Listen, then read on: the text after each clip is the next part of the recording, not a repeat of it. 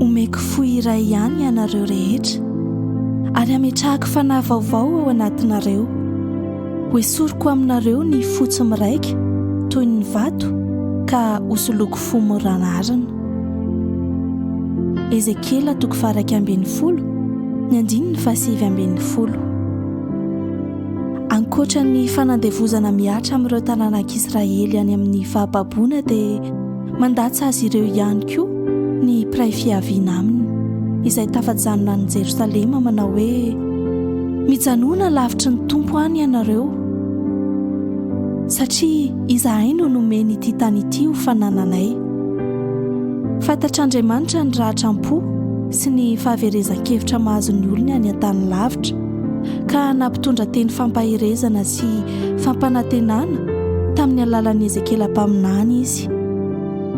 Ovoriako avy any amin'ny firenena ianareo ary angoniko avy any amin'ny tany izay nampielezana anareo ka omeko ny tanin'ny Israely.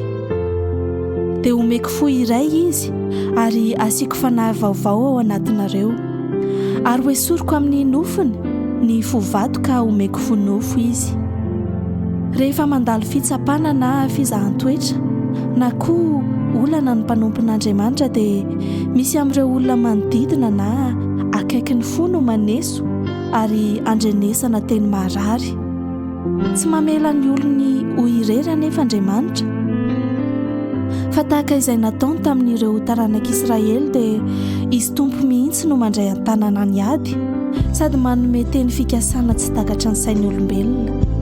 Omeko ny tanin'ny Israely, omeko fo iray, asiako fanahy vaovao, omeko fo moranarana. Ny faharetana sy ny fiaretana zavatsarotra ao amin'Andriamanitra dia amolavolana antsika mba ho tanteraka sy ho tonga ohatra ianareo ka tsy hisy tsy ampy na amin'inona na amin'inona. Misaotra anao izahay Tompo fa mihazona anay ny teninao.